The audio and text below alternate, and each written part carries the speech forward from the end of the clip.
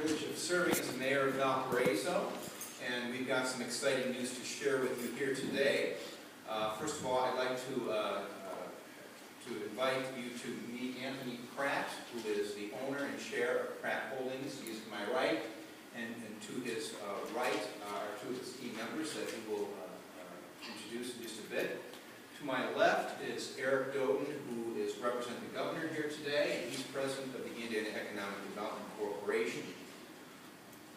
The purpose of today's press conference, is to announce the expansion of Pratt Industries campus here in Valparaiso to include the construction of a 250,000 square foot, 100% recycled paper facility. This $260 million investment in our community is, we believe, the single largest private investment in Valparaiso's history.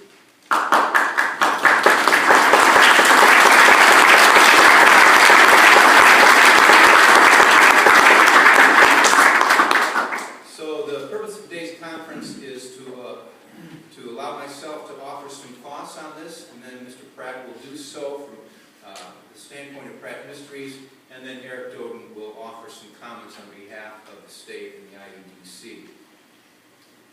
13 years ago, Pratt Industries constructed its 500,000 square foot corrugating plant here in Valparaiso, which is still the world's largest and most modern box plant and sheet feeder.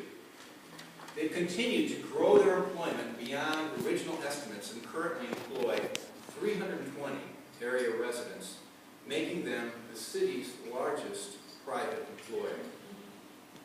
Approximately 9 months ago, Pratt executives approached us about the possibility of constructing the proposed recycled paper plant here in Valparaiso. Such a large project involves varied and often complicated issues, such as land acquisition, utility service, water usage, investment incentives, and financing. Both parties brought a collaborative win-win approach to the negotiations, and in the numerous meetings and countless phone calls that followed, it soon became evident that Valparaiso was the clear choice for this project. Now, there were other key partners in this decision that helped pave the way for this exciting project. The Indiana Economic Development Corporation committed approximately $1.4 million in state incentives and proved once again why Indiana is ranked as one of the best states in the nation for business expansion. Of course, we have with us today Eric Doden, president of the IEDC, and Jim Staten, the regional IEDC representative assigned to the project. We appreciate their efforts. Another key player was the Northwest Indiana Regional Development Authority, which brought an additional $1.4 million in deal closing incentives to the table. Because a facility of this magnitude will have a regional impact on our economy. Bill Hanna from the RDA is with us today, and we thank him for his assistance in support of this project.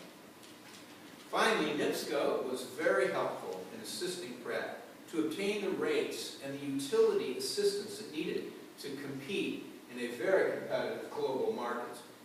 NIPSCO President Jim Stanley and Regional Rep Don Babcock, who is with us here today, were very instrumental in that process, and we appreciate them for their help in these talks. I would also like to thank my leadership team, the key members who played a role in this effort, including Stu Summers, who is the director of the Redevelopment Commission here, Steve Koulos, our utility director, Matt Murphy, our economic director, and Bill Oding, my city administrator. States and cities, economic development, as you can imagine, is very, very competitive.